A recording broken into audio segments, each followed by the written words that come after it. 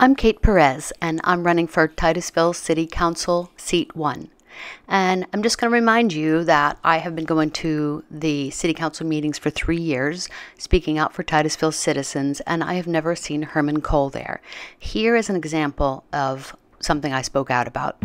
I'm just wondering why we're spending $34,491 and then $20,661 annually for fake plants instead of like actual trees or native plants or something that would I don't know, absorb polluted stormwater, give a place for birds and things to live, butterflies, whatever, bees. Why are we spending the money on artificial plants? Can anyone tell me that? And we just discussed that in the CRA, and that was some question, but Kevin, can you answer that, please?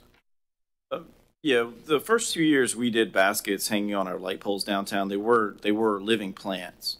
They also didn't survive very long, and they were very maintenance heavy. Can I ask you why you didn't look into native plants that would have survived? Epiphytes, for example?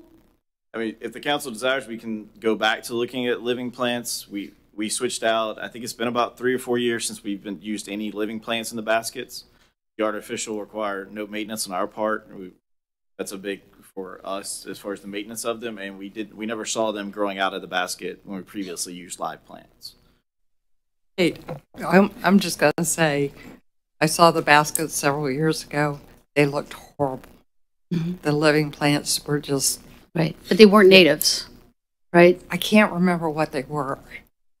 And maybe Kevin has an idea of what they were, but they just looked horrible. And, yeah, it was like a sprig here, a sprig there.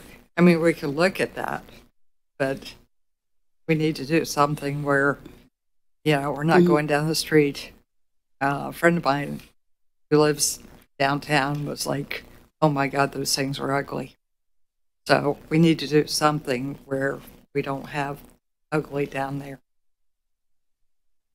And certainly your point's well taken. I do recall too when we talked about this 3 years ago that they're having a hard time having those plants grow, and there can be some seminar on the native plants that would grow. I don't know that, but I do know we want something out there that looks better than what you're speaking to.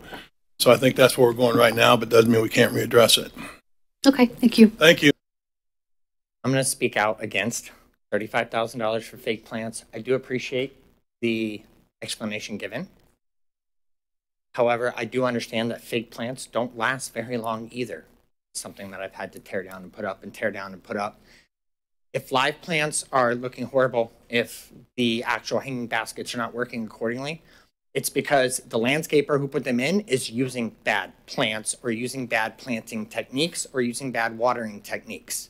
Hanging plants can look beautiful if they're properly maintained with the right amount of maintenance per week. With the cost that's on this agenda, we could have 100, and I say we, my company could install 100 plants that cost $150 a piece and pay somebody to maintain them for 8 hours a week for an entire year. But perhaps this is one we can stutter step on and see if we can't get some native plants to do something. And then back up a little bit. I'm not opposed to the stepping back and taking a deep breath on that one. So sometimes when we go and speak to City Council, they do hear us and we do sway their opinions, and that's important. And of course, Nathan and I were not the only people to talk out against plastic plants. There were many. On the other hand, wouldn't it be good to have someone on the council who thinks about these things in a different way?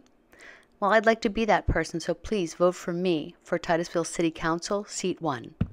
I'm Kate Perez, and I approve this message.